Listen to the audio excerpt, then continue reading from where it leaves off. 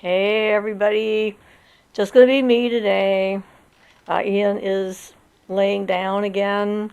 The surgery caused a certain amount of bruising and swelling and whatnot, so he's kind of uncomfortable still, but he is definitely improving. So, you got me. Can't ask him any questions because he isn't here. And so, here we are. His surgery went well, although he did have a sudden allergic reaction to something. They don't know what it was at the beginning of the surgery, but they managed to get it to go away. Apparently, it took 3 different kinds of medications in order to stop the allergic reaction. So I was happy to hear that, which explains why it took longer than they expected. Hi, Erin. How are you doing? So we're through it. Thank heavens. I'm just very happy about that. Philippa says, no way you're here. I thought you'd axe tonight's show. I'm glad Ian is recovering. Well, it was, a possibility. I definitely didn't do a video this week because I've been just sitting with him and making sure everything's okay, and sitting in the hospital from 6 a.m. until noon was sort of exhausting in and of itself. He was pretty funny when he first came out of the anesthesia when I finally got back to talk to him, because he kept saying the same thing over and over again and then forgetting and starting the same conversation, which was interesting because he used the same words every time. Yes, he is definitely feeling better. Thank you, Erin. Does this mean that you're going to take all of the Barden questions tonight? Well, I know some about him, so if we want to ask some stuff about him, then I'll do my best, but if I can't, then you'll just have to wait and ask him. But, I was pretty confident that everything was going to go fine. We've been working towards this for about 4 years at this point, and I didn't have any bad dreams or anything like that, so... But even so, when you're sitting there in the hospital waiting for things to happen, you're always a little bit anxious. So yeah. So I'm definitely a little bit tired just from all of the focused concentration, being awake, sitting, waiting, hoping, all that stuff. And that's kind of what happens when you're dealing with a health issue and you're life is in the hands of someone you don't know. But he liked them all. They were very nice to him, which was a surprise to him because, we've had negative encounters with medical people in the past. And I guess he was out pretty quick. So the allergic reaction happened after he was not conscious.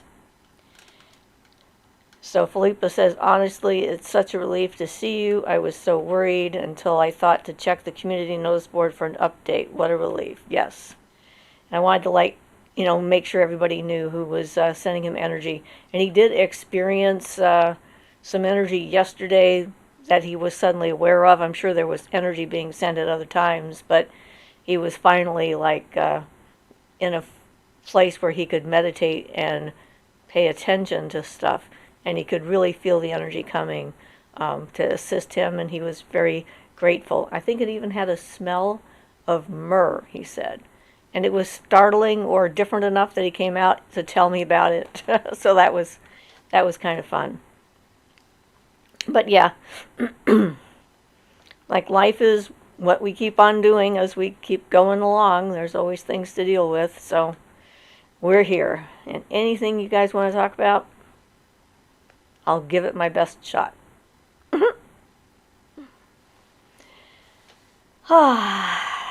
So I am relieved. Definitely relieved. So give me something to focus on. Help to entertain me. Help me to entertain you. Whatever. Whatever it is we're up to, I'm fine with it. We just hang out, do whatever, talk about whatever. And hopefully today we won't have any people I have to bump. Hi, Jonathan. How are you doing? Curious about how everybody else is.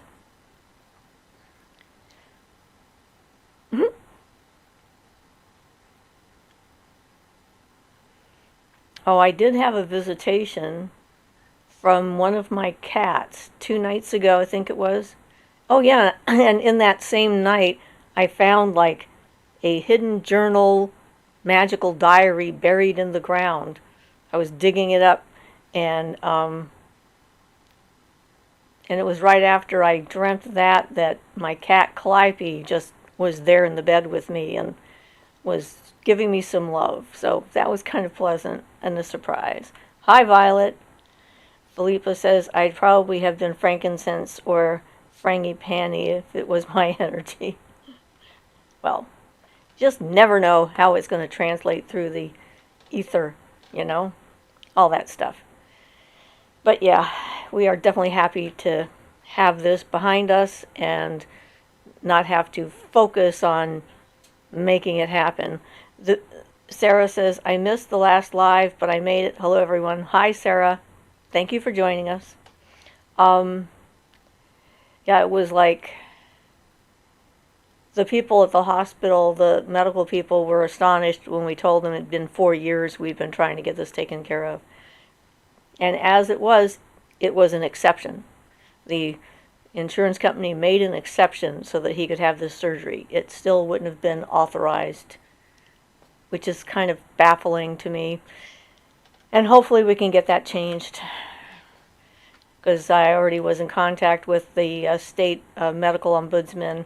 So if they get to the point where they're having hearings up in Salem, Ian and I might be going up there to have a chat. We'll see what happens. Philippa says, hello, everyone, by the way. Hey, everyone else. So that's my update. Our storm is, at the moment, pretty quiet. It's sort of grayish outside, but it's been unseasonably warm for the last couple of days, which has been kind of nice for us. But up north of us, they've been getting gobs of rain. They had another one of those atmospheric rivers, and apparently people around Portland were being flooded and so forth. So we sent our energy there to hopefully keep everybody safe.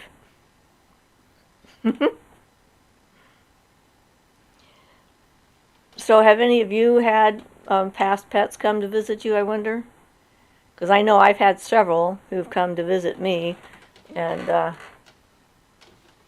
it's always a curious thing, you know, when cats and dogs come back just to check in and say hi. It's that kind of time of year. Around here it is, anyway. So how about you all? Anybody else have a story about their pet coming back to say, hey, here I am?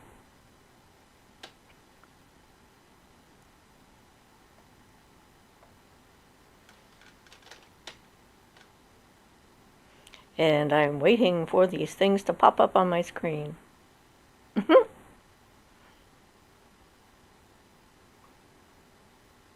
Or any other subject you want to talk to. Violet says, I have had cats my whole life, but not coming back. Philippa says, I sometimes feel one of the jump in onto the bottom of the bed, and I sometimes see one of the cats out of the corner of my eye. Taylor says, hello. Hi, Taylor. Yeah, it's always a surprise when you can feel their weight. Erin says, yes, I had past pets come to be in dreams. I had a future one come to me in a dream about 6 years before I found her. Well, that sounds wonderful. Came to say hi before you got to know each other in person. Violet says, you are blessed to have that vision.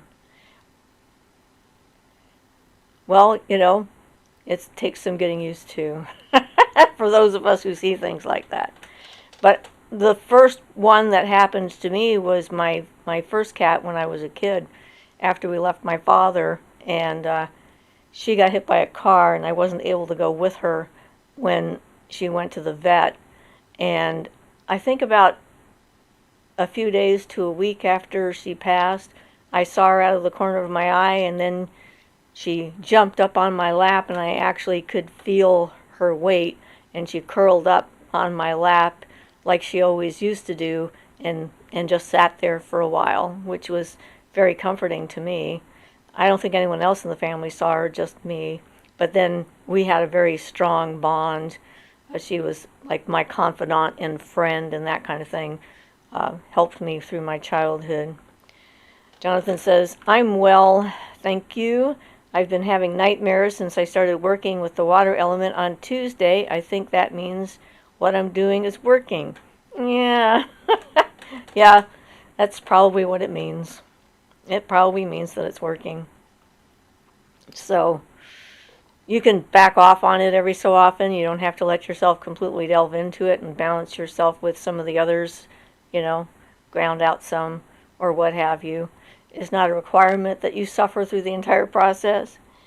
Jonathan says, I only had a pet visit me once that I'm aware of, a cat, on the night it died. I've had a number of cats come to tell me that they weren't coming home because they were dead. And that's always been a surprise to me, where they've let me know.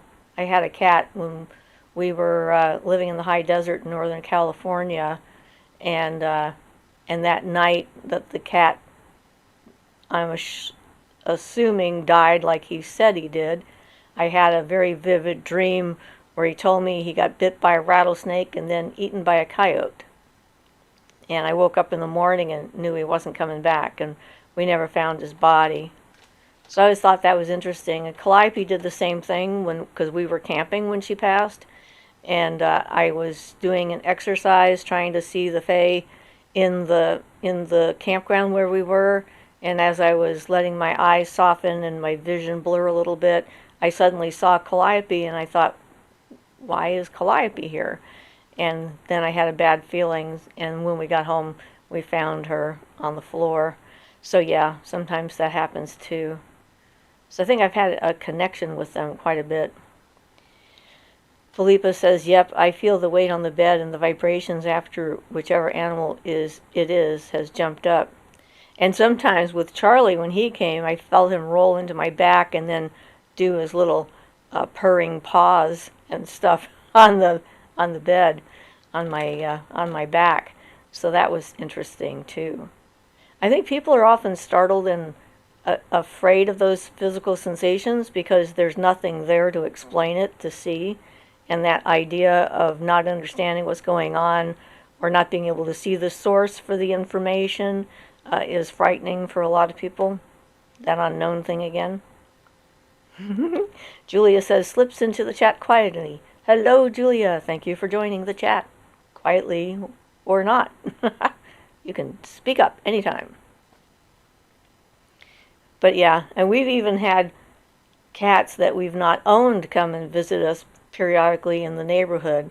Like there's a fairly large population of feral cats around, and every so often one of them has visited us after they've died. So I don't know if there's like a sign on the other side that says cat spirits are welcome to entertain the people in the house. Maybe. Yeah, I don't know. It probably is something like that. Johnson says, I was hesitant about water for reasons I expected it was going to be uncomfortable. I won't push myself too hard. Good. It's always good to take care of yourself. Gary says, hello, glad to see you. Yes, I see my cat as a shadow, or I feel her. She was an amazing friend. Then I met my new cat 2 months later. Think she sent him, Loretta and Gary. Oh yes, hi Loretta. You're with us too, with Gary. So welcome to the live show. Philippa says, hello at Jonathan and at Julia. Yeah, so I think that for those of us who have that experience happen, that, looking into this, into paganism and stuff like that, might be sort of a natural inclination, trying to understand the input that we're getting and why, perhaps. Julia Boyle says, smiles, will do. I see cats of mine that have passed out of the corner of my eye from time to time. A quick flash, think that they are watching over us. Jonathan says, hi, Philippa. Canary says, hello, everyone. Hi, Canary. Glad to see you back. I think we missed you last time, or the time before, I can't remember, but we missed you once at some point, so hi. Hi again. Yeah. Canary has returned to the fold. Okay. That's pretty funny. So how are you doing, Canary? Anything new and exciting? that you feel like sharing. I should add, you don't have to share. I'm just feeling kind of quiet today with all the intense activity leading up to Ian getting his surgery.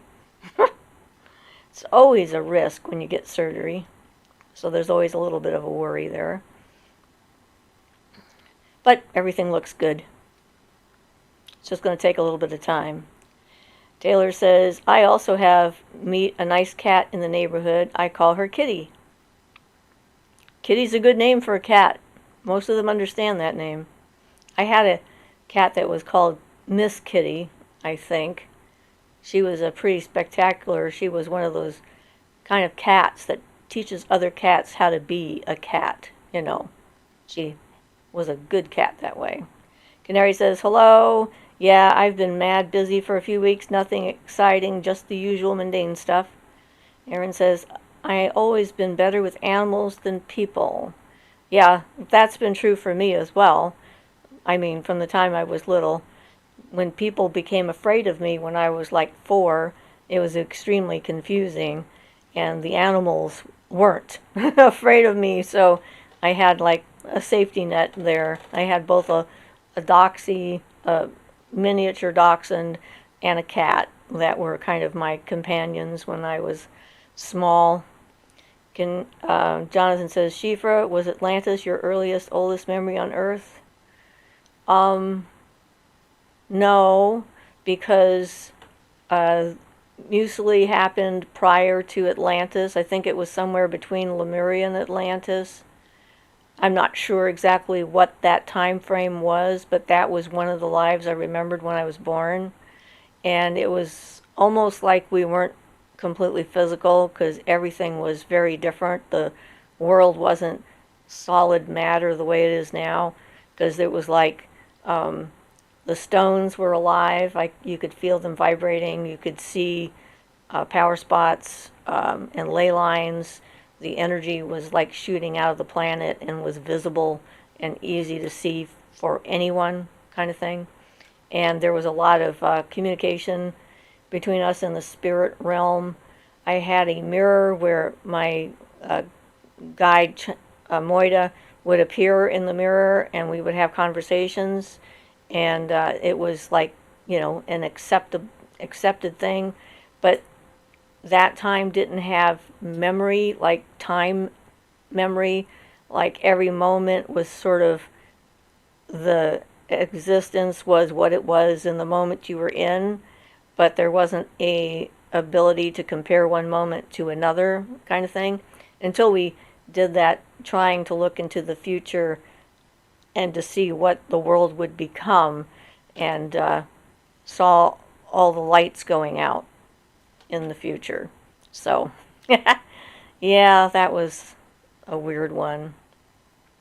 But it helped me when I was younger that I remembered that, because it gave me a connection to the life here, you know, that I knew that it had happened before. I knew that it was possible to have that connection because I'd had it previously. And I think that made me more open to the nature spirits and the trees and the animals and just the world in general. Going into the woods and wandering around in the woods was a refuge for me from all the things that were going on in my house, which were wrong.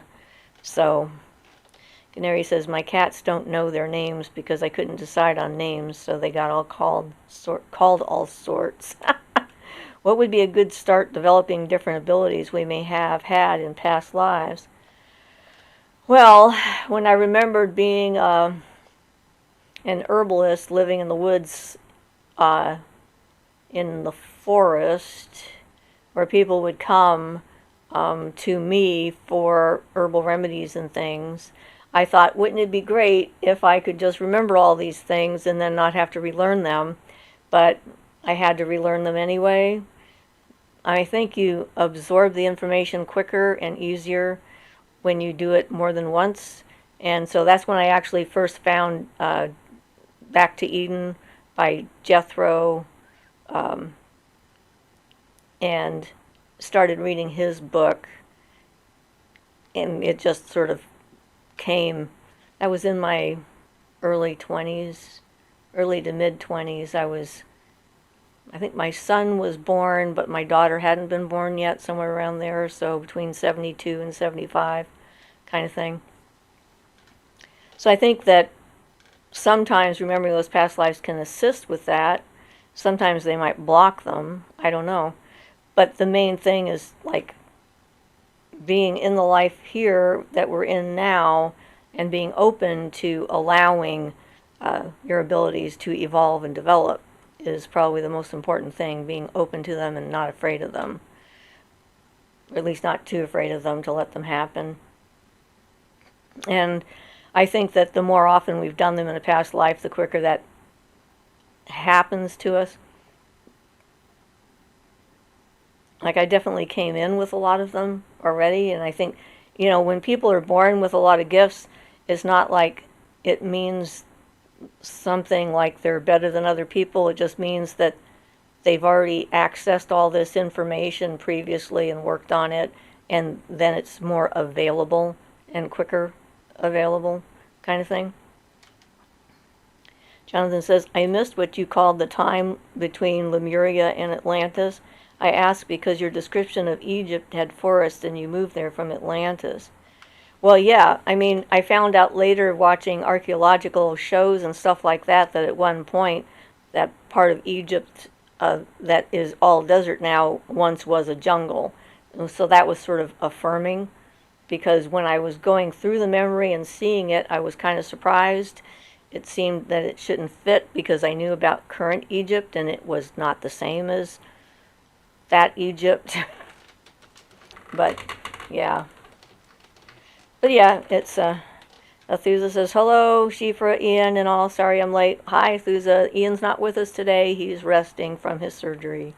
And he's somewhat still uncomfortable. Bruising, apparently, has begun. But welcome. And yeah, I think that the things have changed. They change a lot through time. And when you're actually having a memory, if it's that different from what it is now, and then you can confirm how that it was actually different, sort of helps to validate the experience that you had. So, especially when it's something you don't expect, like that. Sarah says, I've been working with fire recently. Oh, Mia says hello. Hi, Mia. Trying to balance out my abundance of water, and it has been extremely rewarding. Some flower remedies are aiding the process as well. Yeah, some of those flower remedies can be very powerful. I used one of them when I was in Santa Cruz, which was to help unlock repressed memories, and I had to stop using it because it worked too well. And I was like being overwhelmed by memories. Of course, I was in therapy for that at the same time, so that was probably fortuitous, so at least I had a place to go to talk about. And I saw this great special where this woman rescued circus elephants, and she was using the flower remedies to help with the different elephants and the personality issues that they were having and the trauma they'd gone through in order to help them to adapt. And that was fascinating to see that. Angela says, hello, Miss Siofra and everyone. Blessed be and healing blessings to Ian. I hope he feels better soon. He is definitely getting better. He just has to go through the process. He sort of keeps focusing on the fact that his stomach is a weird color because they put that disinfectant on him and it stains the skin and you can't wash it off. And I'm like, you're just going to have to wait for your skin to slough off and then it'll go away. It's like, annoys him every time he sees it. Like, what is this stuff? So, Thuza says, wish him well. Thank you. Gary says, I was glad you did a video on fear. I'm still having a hard time with the tarot. My cat died and I had just lost my mom, Loretta. Oh, I'm sorry. That can be difficult, having that kind of a loss, especially together like that. Because animals are very comforting to us because they're so accepting of who we are and so non-judgmental. It's just like little love engines of, you know, acceptance. Jonathan says, you gave me incredible validation this week because I've believed for ages now that Atlantis was where the Gulf of Oman is now. Really fascinating. Thanks. Well, you know, according to the Irish, Atlantis was off the west coast of Ireland, where my family is from, which was a new theory I had not heard. So, I mean, it was a fairly large area, so it could have encompassed a bunch of different areas, I think. Mia says, what is your native language? English? Born in the United States? I don't know any other languages, at least not consciously. And I'm not bilingual or multilingual like some of you are, which is awesome. I learned high school French, and I liked that, but I never, was in a situation where I was immersed in a language so that I would understand it more completely. So, this life, language is kind of boring for me. It is what it is. So, yeah, I've actually only left the continent once, and that was, or twice, to go to Hawaii. That's the only place I've been off North America. But I lived in Canada up north, and I've lived in the United States in various parts of it throughout my life. Philippa says, Atlantis or High Brazil, as in off the west coast of Ireland? Well, I'm not sure what they called it. Atlantis. There's a book that actually came out right after my mother was there. She's the one who told me about it when she came back from Ireland. And then I looked it up, and sure enough, there was a book that had just been published on the theory of Atlantis being off the west coast of Ireland. And they have an island that disappears and reappears after a few years that people supposedly have been trapped on in fairly recent times and then stuck until it reappeared, and then, they got to get off and swim to shore or what have you. And I think I spelled that wrong. Okay. So I don't know what you spelled wrong, so you'll have to illuminate me on that. But yeah, I mean, it's always interesting to think about the past, and some of the anachronistic archaeological discoveries are always fascinating. And we learn more about the past all the time. I read a recent article where they found now validation for the theory that the European culture was basically a goddess culture, where men and women were equal, although it was matriarchal in nature, and they were a peaceful culture until they got invaded by the hordes from the north or whatever, who brought their war god with them and introduced the whole concept of fighting for things all the time instead of being cooperative with one another. So that was kind of nice that they were finding evidence of that. It gives me hope, because if we were like that once, we can then be like that again. That's one of those things. If you see changes in a culture, it means that changes can still happen, right? That's sort of the notion. So 2 messages were retracted. Mia says, I recommended your channel to one of my friends. Maybe she will come to this live today. Well, maybe she will. It's always nice to be recommended.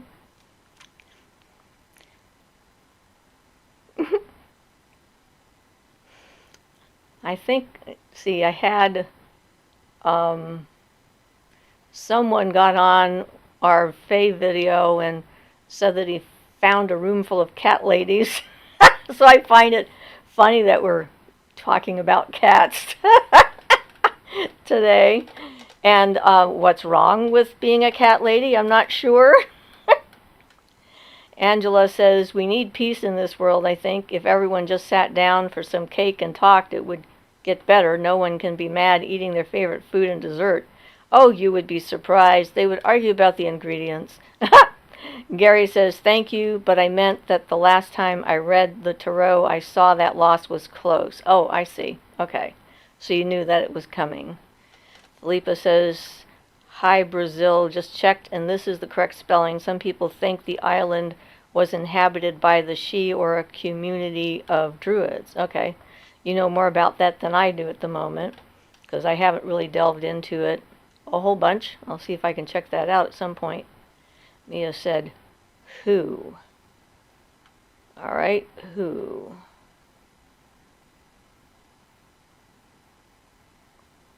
Oh, it went away. Okay, probably retyping the message. There's a lot of theories and stories about what happened in the past. There's an exciting thing going on right now where there may be an ancient horde where the pagan culture covered it all up for the last 1,000+ years, and they're planning on opening it up, and then we might actually get more information about the area. I think that's more around Norway or somewhere. There's a bunch of ancient temples that the Norse actually buried when the Christians came in to protect their artifacts, and some have been uncovered. So, yeah.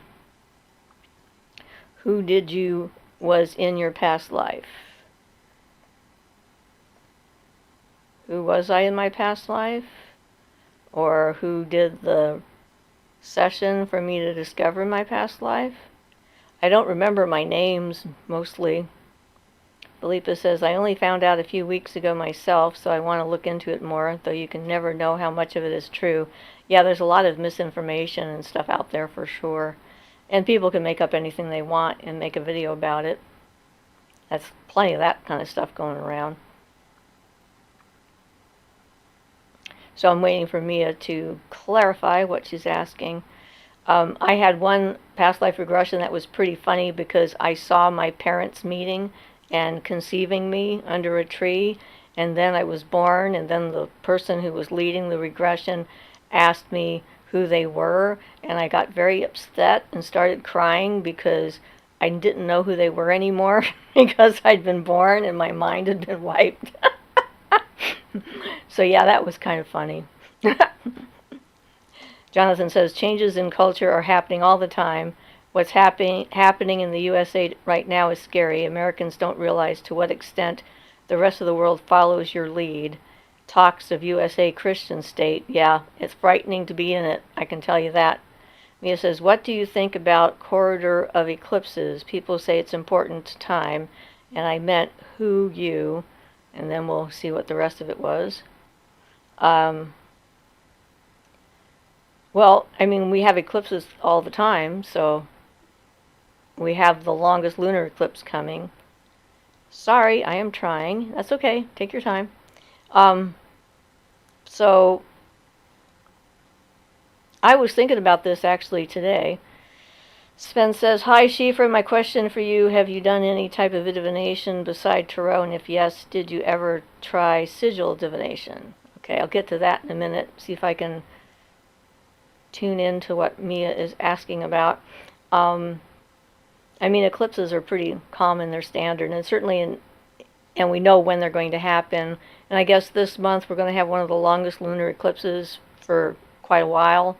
It's going to last a little over 3 hours, although lunar eclipses are historically longer.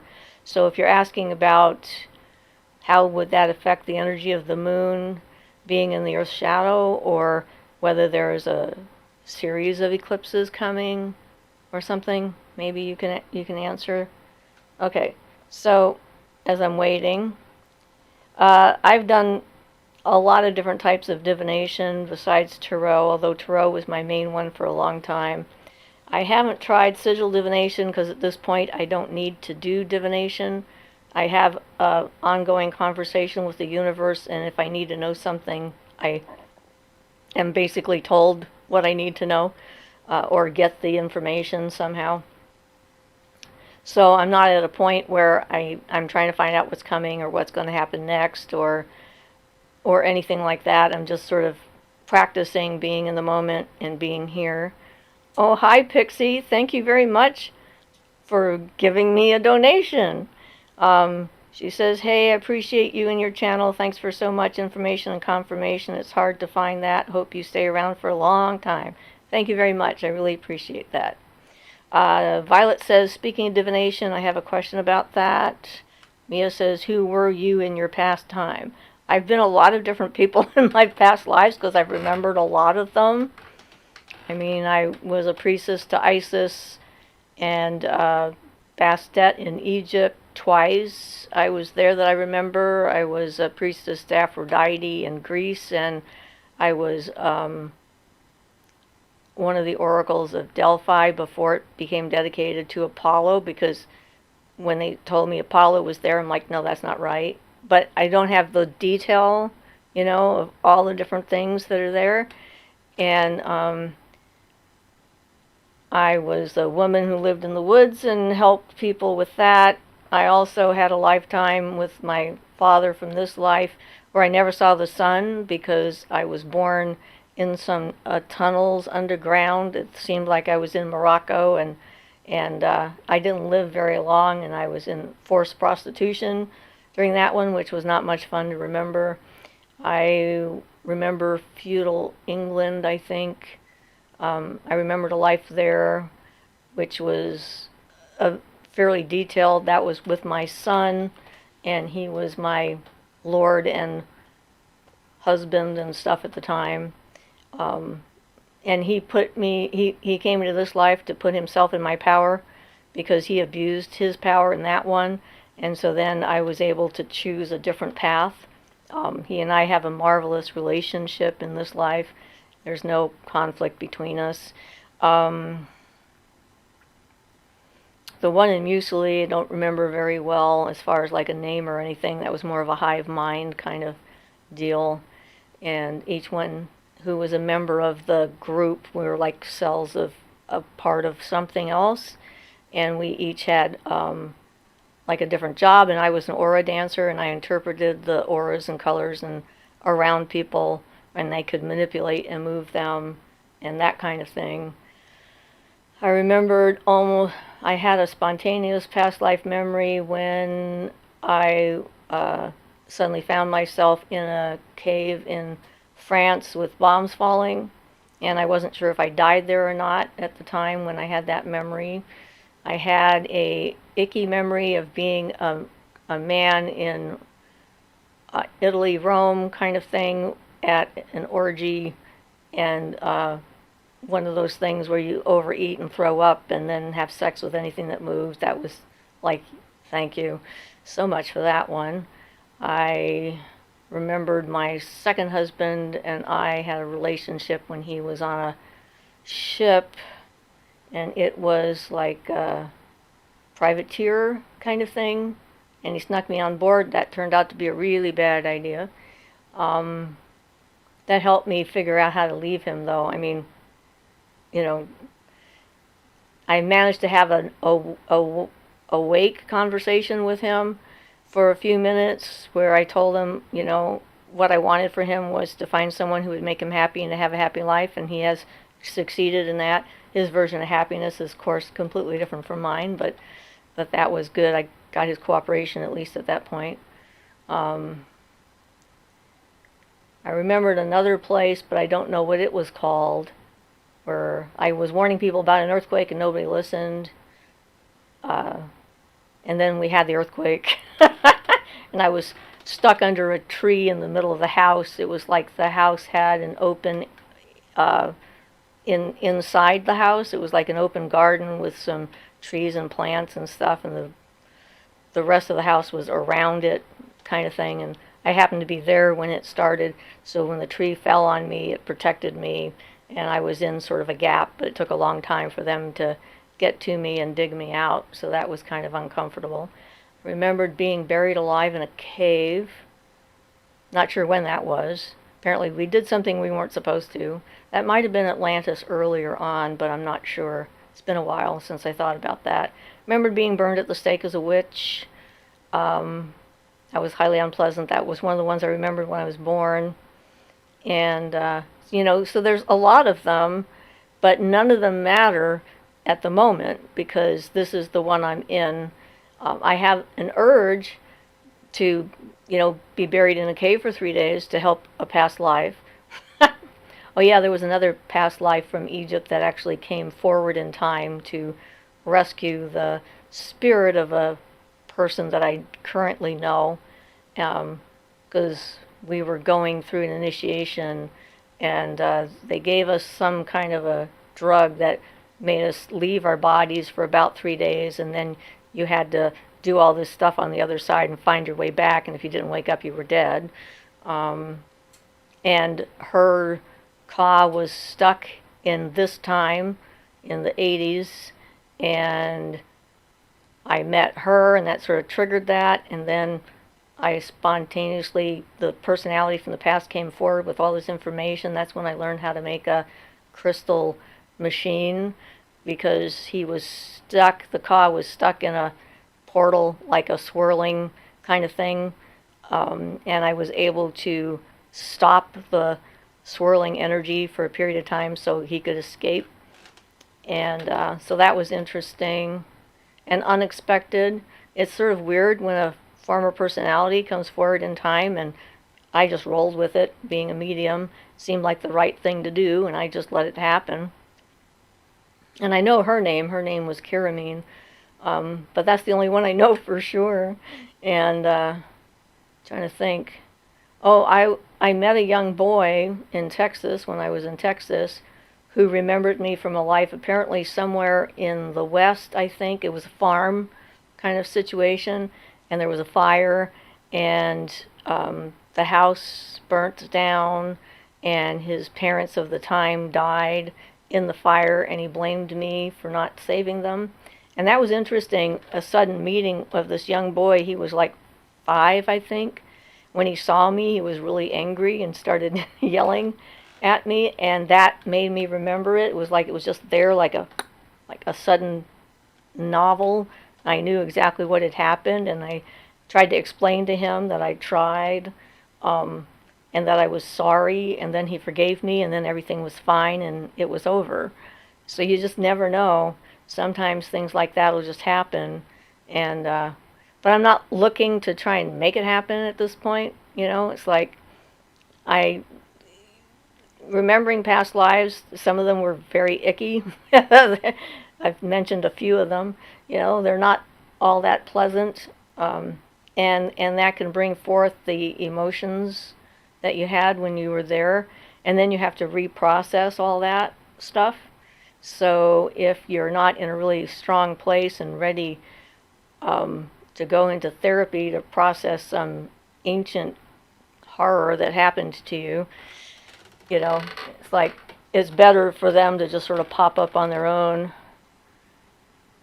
But those are some of the ones I can think of right now. But the names that I had, not so much. It's like I remember the event, I remember the feeling, the emotion, or the trauma, or, you know, something like that. It's like in the life that you're in right now, you don't remember everything in the life you're having. But the memories that you do have are those ones that have the strongest energy to them. So, okay. Violet says, I had a board given with the alphabet around it, like a clock, for example. If I use a pendulum, how do I know the letter is not pointing to the opposite side? And or do I only use the one side?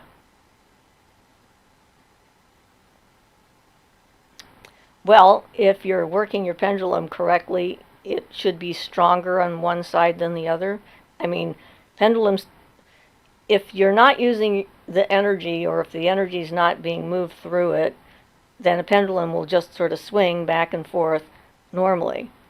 However, if it is working through you, then it can swing to a spot and then stop. It doesn't have to continue on in the arc. It's a different kind of a process, so maybe practice that, or you can do the thing where you hold it over each letter and see when it starts to like circle it or what have you, which might be slower, but it could be doable.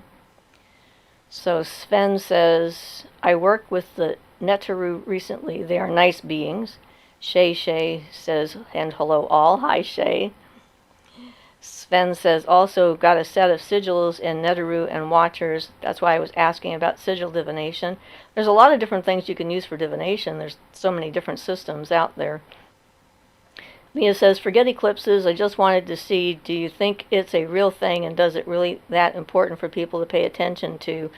I think it depends upon your level of sensitivity and what your focus is. I mean, eclipses when I went to the total solar eclipse, that was one of the most intense emotional experiences of this life that I had. I screamed and I cried, and being there when all of a sudden everything changes and day turns to night briefly is very powerful. So lunar eclipses don't give me that effect. I love them. I think they're wonderful to watch. But what I like about them is it allows me to see the moon as a ball, as a three-dimensional ball hanging in the sky, and I just think that that's fascinating. But I don't get like that emotional kind of response like I did with a solar eclipse. So it depends on you, I guess. Emerald says, sorry I am late. Got hit by a car on Friday and have a bad concussion. Missed the notification. So sorry. We should see about sending you some energy. I've been hit by a car more than once and it's not any fun. I hope you were in a car when you got hit so that you were more protected. Let us know what you need us to focus on. Mia says, thanks for sharing. Vera says, do you stay the same sex in past lives? Well, I probably answered that when I said I remembered being a man. And my mother remembered being a man, too. She had a spontaneous past life memory at a concert. I've had some memories at native gatherings when they do the traditional dancing, so I'm pretty confident that I had at least one, if not more, lifetimes as a Native American person. Jonathan says, you said it again. Sorry. What is that word, please? Oosely sounded like you're silly. Okay, I'll spell it for you. It's sort of like the cereal muesli, and it's almost spelled the same way. I think that's pretty much how we spelled it, was like that. Emerald says, past lives. Sorry I missed the first half. Well, you can see it on the replay. Sven says, that's a lot of information. Damn, I'm only got small fragments. Compared to you, it's nothing. Well, I'm weird. That's just who I am. Sarah says, I think I'm going to explore past lives more because I've been drawn to things from one era for my whole life, and it wasn't the era I was born in. And Philippa says, ouch, Emerald, are you okay? Violet says, did you ever work with crystal skulls that you remember in a past life? Not really. Okay, looks like I can't see Jonathan's message to decide if I can show it or not because Ian is not here. So I guess we'll just leave it that way for now. It's probably nothing bad, but that way I don't have to worry about the YouTube gods. Emerald says, yes, Philippa, I'm okay. Concussion, lots of bruises, and very dizzy. No broken bones, though. Thank goodness for that. Concussions are no fun. Mia says, I am scared of sigils. I read somewhere that it is dangerous to draw sigils because the result can be gotten by any cost. Do you think it's true? I think it depends. I mean, Ian was looking at a sigil for a long enough time that he started getting sort of transported and connecting with the being that it was about. So, if you're uncomfortable with sigils are often the spirit seal of a being, and so it depends upon what the sigil is about. There's different kinds. Jonathan says at Emerald, that's rough. Hope you heal up quickly. Emerald says, me too. Dusty Bookshelf says, hi from the UK. Hi. How are you doing? Violet says, oh, that was cool on the divination. I had never thought of either. Thanks. You're welcome. Jonathan says, Mia, depends on what sigils. I did ceremonial higher magic with 3 of the seals of Solomon earlier this year, and it's going to be a while before I do that again. Sigils not aimed at a being are safer. Yeah, I would assume that would be the case. Angela says, sending energy because, ouch, that sounds horrible to go through. Yes. Oh, we needed to ask her permission, and hopefully she's okay with that. And I think she probably is, but... Gary says, I agree, shadow work is difficult enough, but sometimes in dreams I feel like I'm in the past or another dimension. That's Loretta saying that. Yeah, well, dream reality can be kind of like another dimension for sure, because it's, you're disconnected from physical reality because you're in astral mental plane kind of places, and that's why fantastical things can happen in dreams, because they're not bound by the laws of physics and, solid matter and that kind of stuff. So, Mia says, how do you think tarot cards work? Where do we get the information when we don't ask spirits? Well, tarot cards, the original tarot cards, have been used for the same purpose for so long that there's sort of a charge associated with them. And understanding the symbolism of them, the deeper your understanding into the symbols that the cards represent, the more likely you are to get information from them. And it depends upon you. Like with Ian, there's several decks he's tried that don't work for him because they just tell him where he's at, which is actually, one of the purposes of the tarot is to give you sort of a read on where you are, where your energy is. And then the other step of the tarot is to let you know where that energy is leading you. And if you don't like the outcome of where the energy is leading you, then you can take steps to change the energy in the now and avoid that particular pothole, whatever it might be. I think that a lot of the divination systems, what they do is they help to short circuit the logical brain and allow intuition to come into play and let you use that ability with having an excuse. It's like a lot of times, someone will say, it's not me, it's the cards. That's what they say. But the cards are sort of the conduit to your own unconscious and your own subconscious. And sometimes we need that crutch to be able to allow ourselves to have those sort of important intuitions about ourselves or the future or our situation and what's going on, to give us hints. If you become too dependent on them, of course, then that's a bad thing. Anything done to excess can be damaging. It doesn't matter whether it's a good thing or a bad thing. Just simple stuff like too much water will kill you, too much oxygen will kill you. It's like balance is the key element for any of the stuff that we do, is staying balanced in the elements, staying balanced in our activities, staying balanced in our viewpoint, and not completely overdoing something to the point where we lose touch with reality and access to other parts of our lives and what's going on, because then that doesn't help us or anyone else. So, someone who's very intuitive can use almost any process for accessing that. I was once in a bar, and there was this guy there, and I was joking around and, saying I could read his palm.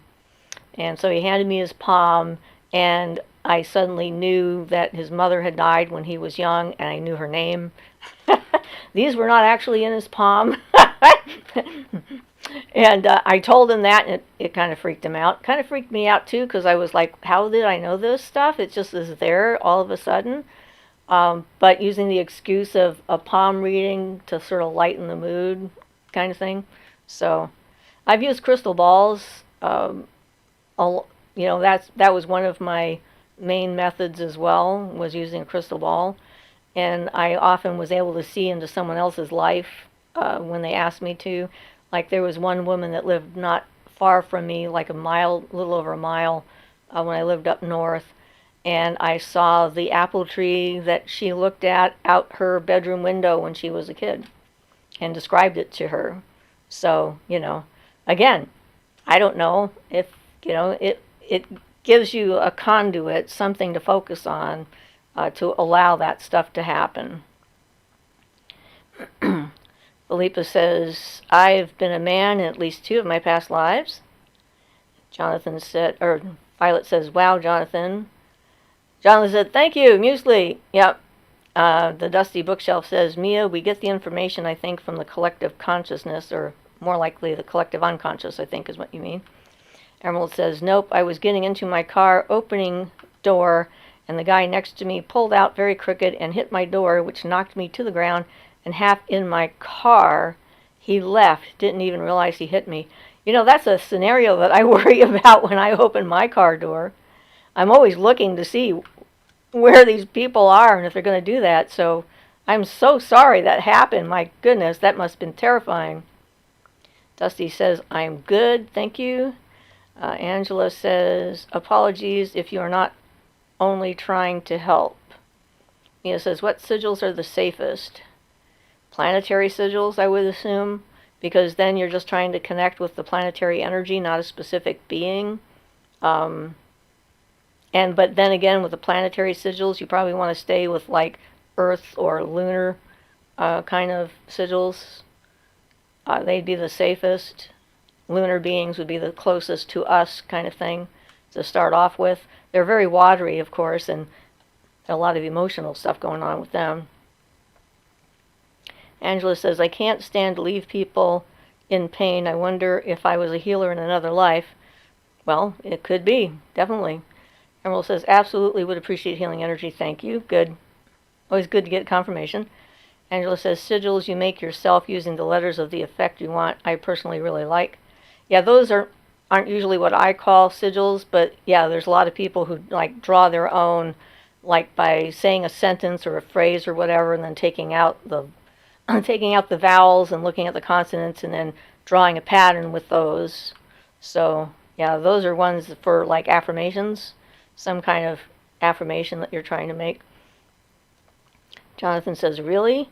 I got blocked? I've been so good at not swearing. That's why you didn't see my message that mentioned hive mind. Apparently not. Thank you for, maybe you can rephrase it. because Ian is usually our person who takes care of the overview stuff. The site now is not showing it to me so that I can let it through. Sven says, Tarot always worked for me. Always, every single time, but just as you said, it just tells about your current situation, which can be good. It's like a map. Emerald says, I like the comparison, Sven, of Tarot to a map. It's actually not a bad comparison. It does give you a map of an idea of where you're going. Violet says, did you teach yourself to scry, to see in your ball, or were you an instant natural at that gift of seeing? Well, I mean, let's see, my daughter was an infant, so it was 75, 76, somewhere in there when I got my first crystal ball. And I think I read something somewhere about looking at it and, relaxing your eyes, and it worked. First thing I saw was my husband at the time touching it and it leaping off the shelf, and that's what happened. He went to pick it up and it leaped off its and it wasn't like a real crystal, it was glass, so it doesn't have to be a real crystal in order for you to do scrying with it. You can do it with water and anything else pretty much. The Dusty Bookshelf says, I have been seeing images in clouds. Is this an appropriate use for scrying? Well, certainly. I mean, when I do the sky gazing, I see beings, and I'm not sure what they all mean, but it's interesting to see them. And, some people read clouds. That's kind of what they do. It's sort of the whole point. Like I said, there's so many different kinds of scrying. Sven says, I love sigils. They've been very useful to me, especially if you infuse it with blood and strong intentions. Yes, that personalizes them. Angela says, yes, you take out vowels and any double letters, and then whatever you have left you use. Yes. Mia says, laughing, I remember I said names of my friends, grandma and grandpa, but I didn't know it. I was just playing like, hey, let me try to guess. Yeah, well, that freaks people out. It's like, I did a simple thing. This was before there was a caller ID, and the phone rang. I knew who it was. I picked it up and said hi and said her name, and we started to talk, and then as we talked, she suddenly realized that she had called me and that I had answered the phone with her name, and then she wanted to know how I knew, and I said, I don't know, I just knew it was you, and then she never spoke to me again because that freaked her out. And it's like, that's why I did the video about fear. It's like you have to look at the fear that you're having and see, is it really a reasonable fear? Is this really something that can harm me and cause me difficulty? Or is this just because I'm unfamiliar with it that I'm having a fear reaction? So yeah, I did that kind of stuff automatically without knowing it. Jonathan says, when you said muesli, you described it as a hive mind place. I was just clarifying which place I meant. This site is going too far. Quite possibly. But yeah, it was like, we were part of a group mind. Each cell was part of a group mind. So yeah, it's difficult to describe. It was completely different, nothing like the world is now, which is why it's hard to figure out when it was exactly. Sven says, please tell some more about scrying. I really find it fascinating. I've got an obsidian pyramid, but I don't know how to use it to scry with it. Okay, well, one of the difficulties that a lot of people have when they're first starting to scry is they think it's going to happen like in the movies where you're going to look at it and then there's going to be a picture in there or a movie you're going to be watching and it's going to play out and you're going to see it that way. And that's very rare that anyone has that happen. It's usually inside your head. And so you can use a scrying tool and close your eyes and still see whatever it is that you're trying to see. Sometimes closing your eyes actually makes it easier in the beginning because then you don't have to try and disassociate your brain, from the natural everyday physical world to a more magical reality.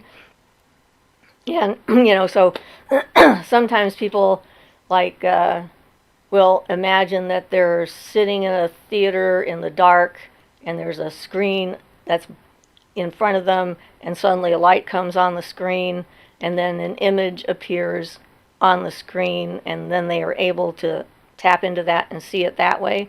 That's sometimes how people do past life regressions as well, where they're trying to stay distant from it and see it appear in front of them.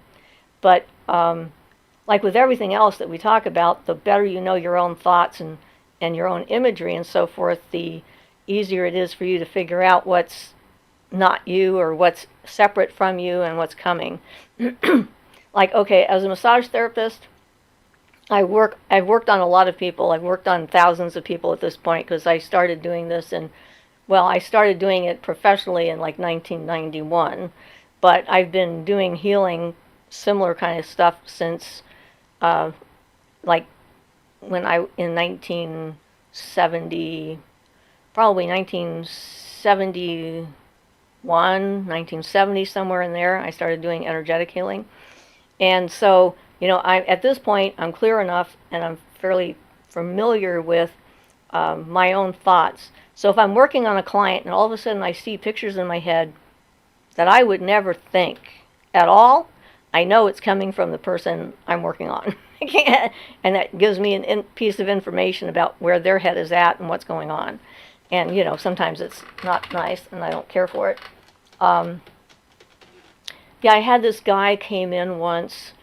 I actually tried to warn the other massage therapists about him, but he came in, and first trouble I had was getting him on the table and under a sheet. He didn't like that idea. Getting covered up apparently was something that he thought was not necessary. And I'm like, you're not the only person in the room, and this is the law, so cover up. But before we went into the room, he told me that he always put a spirit in the body of his therapist, and that helped with his healing, and there was nothing for me to worry about. And I'm skeptical, because this is not something very many people would be able to do. So I'm like, okay, fine, whatever. And so when I sat down and started to work on him, he did. He tried. I could feel him trying to enter into my body, into my mind, and figuratively speaking or mentally speaking or whatever, I went like this and put up a hand and I said, stop. I says, you're not allowed to go farther than this. This is like my open energy for your use. You feel free, to interact with that, but beyond this is private and you can't be here. And then he backed off, and then he did it again, and I did the same thing again. And then the third time that he tried this, he said, as clear as a bell in my head, I'm not used to people resisting me. And I said, that's perfectly obvious. But, however, these are the rules. And I have no doubt that that's exactly what was going on, because I've never had that happen before or since. So, knowing yourself and your boundaries is always important, no matter what you're doing. And when you're trying to figure out, like, this image I'm getting, what is it from, where does it come from, what does it mean, it can get kind of confusing. So you practice it and try to know yourself as best as you can. So that way, you're more likely to be getting accurate information. So, let's see.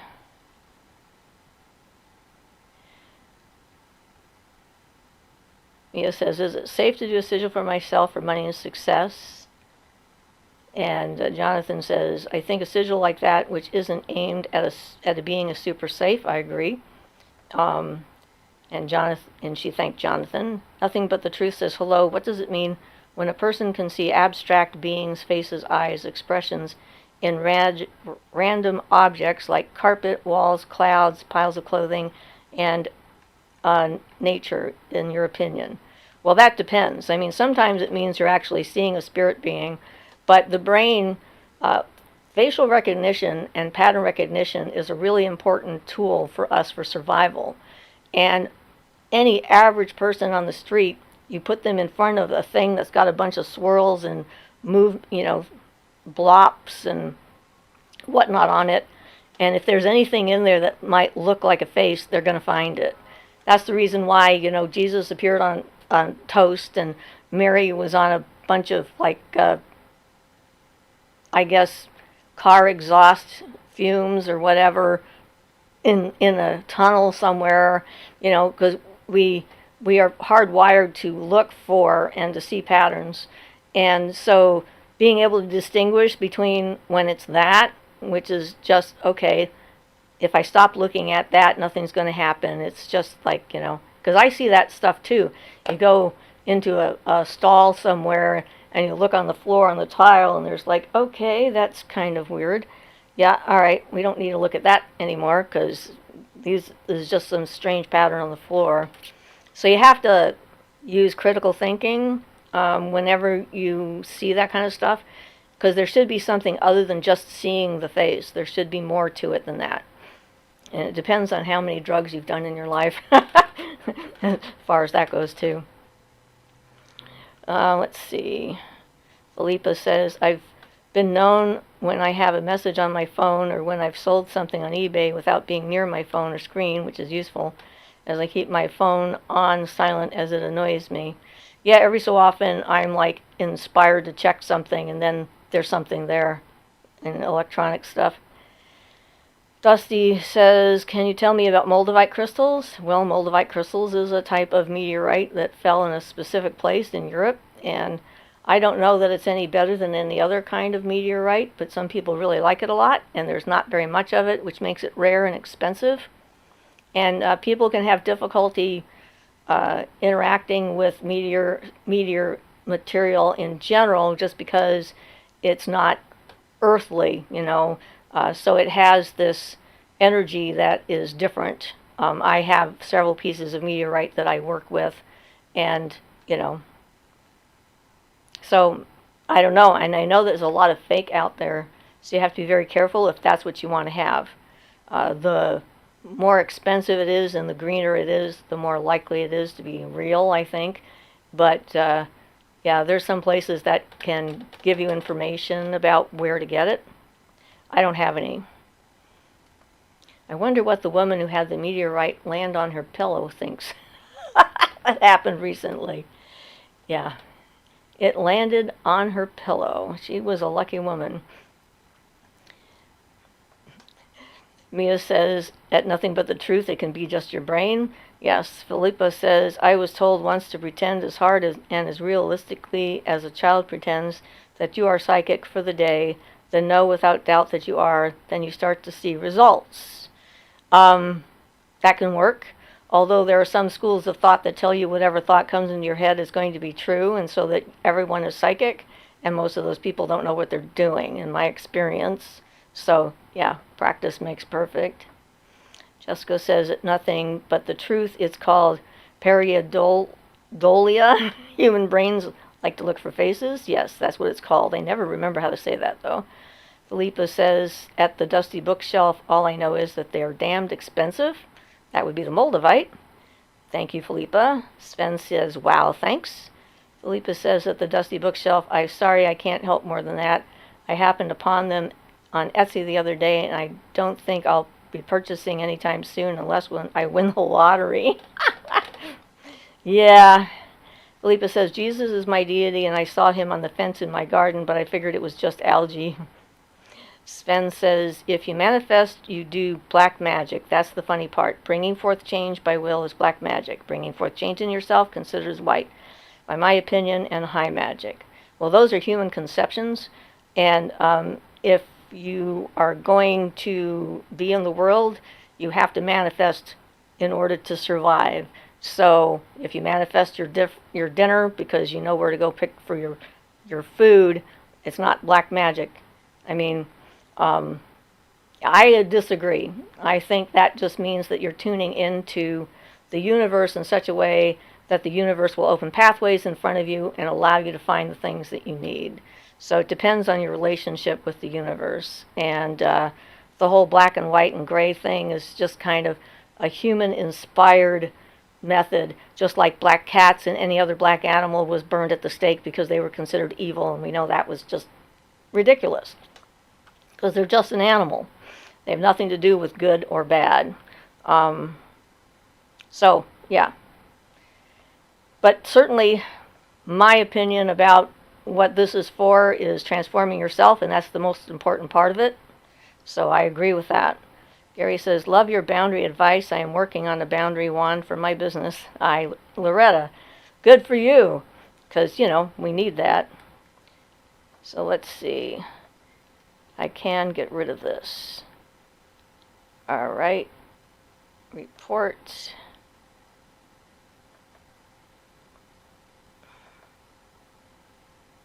Remove. And hide. There we go. Got rid of all these idiots. So, Angela says, if a meteor landed near me, I would keep it. It would be a lucky star. That's amazing. Yeah, there was another guy that actually had one land on his car. It pierced the trunk of his car, and he opened up his trunk, and it was in his trunk.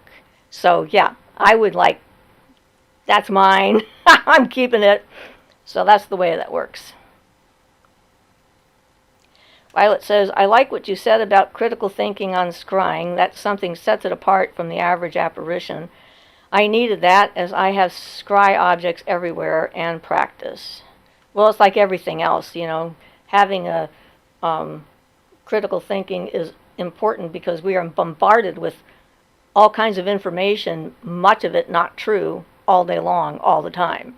And so being able to separate ourselves from the information and look at it and decide whether it's either information we're interested in, information we need, information that's completely untrue and is just going to take us down a rabbit hole we don't need to go to, or something we want to follow, is, that's part of what the whole process is about. That's how you become a self-defined, well-defined individual, and that's what I talk about a lot.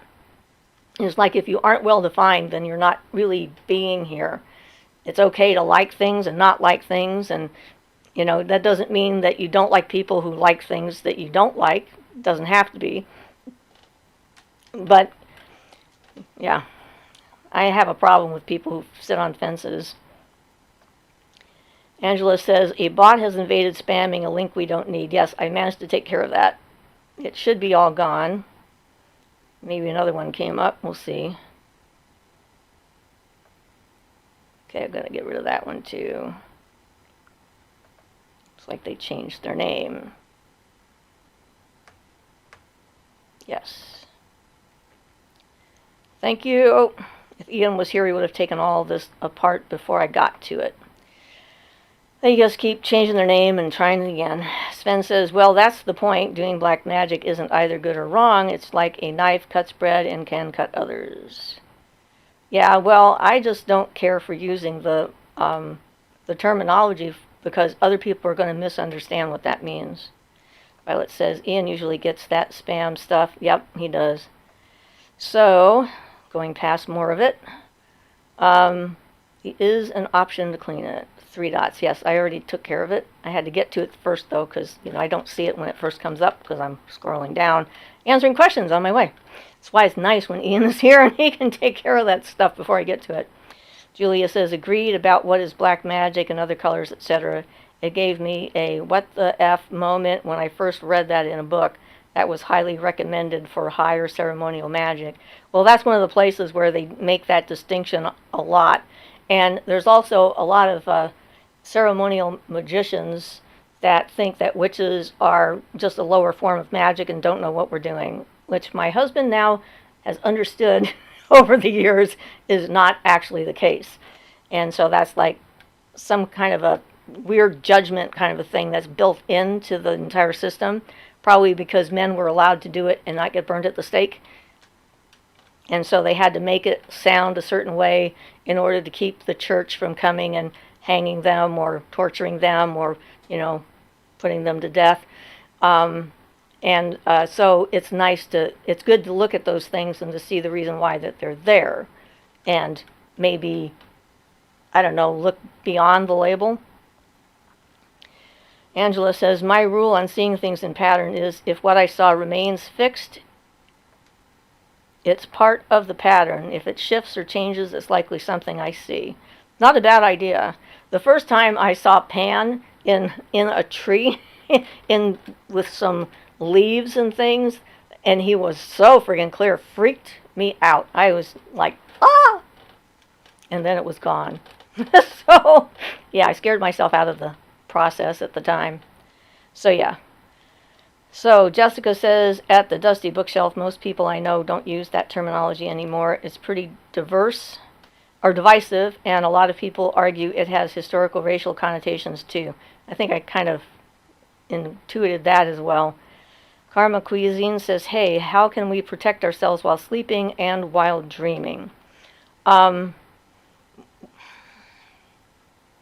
Well, you can do protections. I have a lot of stuff that I do.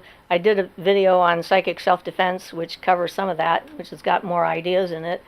But basically, I have an active circle cast around me before I go to sleep at night. I've got copper wire wrapped around the bottom of my bed frame and wrapped around the hilt of a knife in the floor. The exercises I do to keep my mind clear and to evolve boundaries. And that way, with that, in dreams, because of that, if something tries to approach me that I don't want to see or don't want to have anything to do with in a dream, I can banish it at the time. I had something that happened where I was drawing pentagrams and throwing them, and then I thought, I need to do that faster. So then I started practicing making pentagrams instantly with my palm and throwing them instead, so I didn't have to draw the thing and then throw it, because it really took a lot longer to protect myself in the dream state that way. But yeah, there's a lot of different things you can do. Dream catchers, I made my own dream catcher. Look up the instructions and stuff like that for making those. I looked up the traditional instructions, and then I added my own twist to that, using a stone for each element, including Akaja, and lining them up in a certain pattern so that my protection went in a certain direction when I was building it. So, it's like, what works for you? Karma says, how can we... Oh, at the Dusty Bookshelf, most people I know, we did that one. How can we did that one? So the Dusty Bookshelf says, as long as you are not messing with another person's free will and with good intentions, I don't think there's anything wrong with what they call black magic.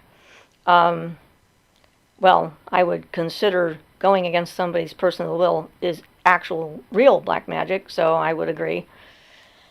Dusty says, thank you, Jessica. Sven says, because of Christianity. Mia says, guys, I have to go. It's 2 a.m. here. Bye, Mia. I'm sorry I missed saying goodbye to you before you were gone. Everyone else said goodbye. Have good care. Take care. Sven says, that's why I don't do Solamic magic. I'm not fine with Jehovah. I'd rather choose more ancient entities. I'm sort of along with that, too, as well. That one was hidden. Okay, good. We don't have to redo that. By Mia. Julia says, my last address to Siofra, all magic can cut both ways, just like the proverbial knife. And just like the knife, keeping safety in mind and knowing how to use the energy is important. Absolutely. Anything you can do can go one way or the other. If you're doing something against someone's will, then you're not doing something nice, because they have a right to say no. Good night, Mia. Jessica said, how is Ian doing? I arrived late today. School has been very busy lately. I missed last week too. Ian is recovering. He is now experiencing the bruising that they warned him about, and since the surgery was for the lower left inguinal hernia, that means all the way down in the pubic area and stuff like that is all swollen and uncomfortable at this point. But he's doing much better.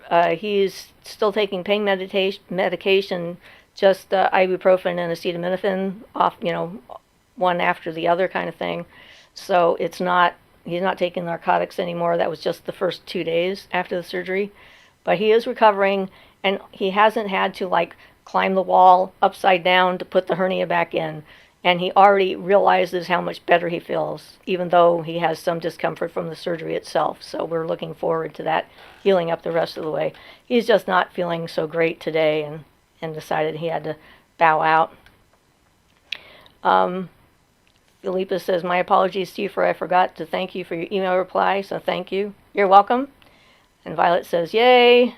Sorry, I know you don't remember. It was about men not being burned. Okay, thank you.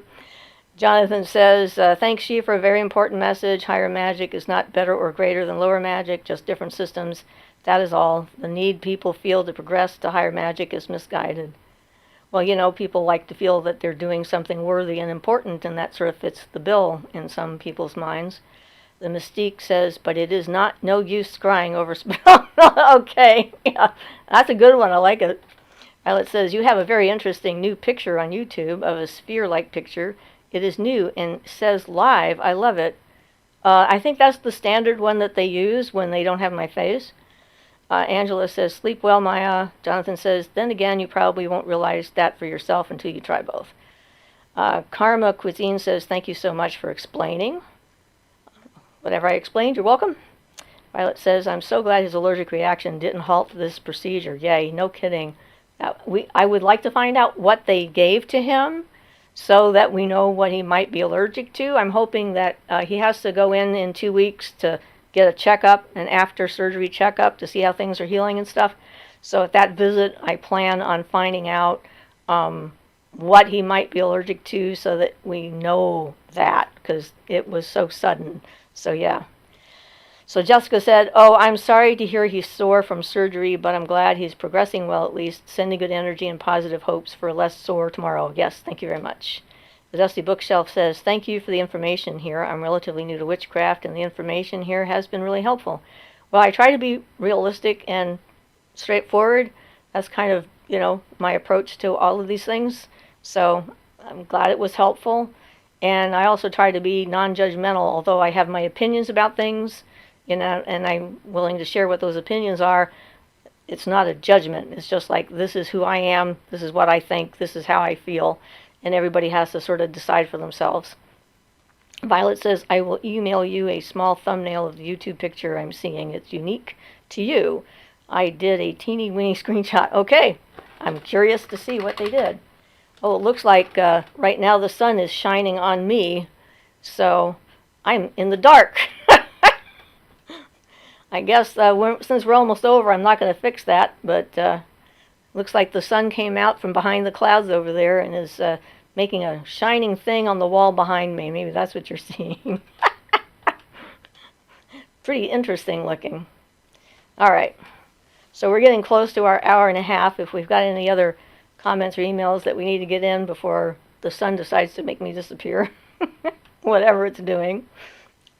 It's been fun once we got rolling. That's usually the way it is, though. It takes us a while to get rolling on a subject and talk about it and stuff. So I appreciate it. It's been a good distraction. You are an invaluable source of wisdom. Thank you, Violet. I appreciate that. And more of us are being born like this, I think, all the time. At least I hope so. So, Yeah. Pardon typos. Yeah, I don't pay attention to typos, especially on this, because, and phones make typos. There was a word I was trying to spell the other day, and it just did not want me to spell that word. It was driving me crazy. I had to really do some fancy maneuvering in order to get my phone to say what I wanted it to say, because it was something very specific. So, yeah. But anyway. Yeah, it's always interesting to hear good questions that you share with us is so nice. Dusty Bookshelf says, thank you, have a pleasant evening. Thank you, too, for being here, and you're welcome. I appreciate it as well. I mean, technology has gotten to the point where we can actually do this kind of thing, which I think is incredible, that, the people who know me in town don't want to talk to me, so it's like one of those things. It's like, okay, apparently the people I ought to be sharing this with aren't here where I live, so this has been an opportunity to share information and hopefully help other people when they're on the path so that they get accurate information. Who is the statue behind you on the left, the lady on the lotus? That would be Kuan Yin, I believe. On my left is my right. Yes, that's Kuan Yin, because it's opposite here. I have someone similar on my balcony, but I haven't been 100% sure on the name. Just been calling her she or something. I lost that.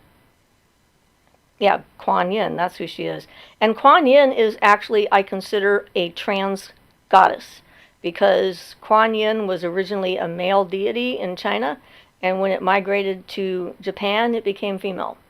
So it sort of seems to me that it would fit that kind of scenario. So I just thought about that the other day, and I thought, how cool. All right. Violet says, incredible is right. Angela says, thank you for the amazing live. You're fun to talk to. Have an amazing evening, ma'am. Thank you very much. Hopefully I will. Julia says, when my phone or other devices wants to do that, I simply spell it out with a space between the letters or a period in between each one. And then I can at least read my own grocery list. Yeah. Violet says, no like-minded people there. What a bummer. Well, there's some people who think that they're like-minded, but then when you start scratching the surface, I've had to block a lot of them. I mean, I'm just sort of amazed at some of the vitriol that's going on around in my county. It's over the whole COVID thing. It's quite astonishing to me. We're now up to, at last count, 103 people in my community have died from COVID, and there's still people here who don't think it's real. So I really feel for those families that have to face that kind of stupidity on a regular basis. Kayla says, stopped in to say hi, hello, and hope all is well. I'll watch replay. Yes, have fun. Karma says, Siofra, thank you so much for sharing time and magic on YouTube. You are awesome, and I love your stories.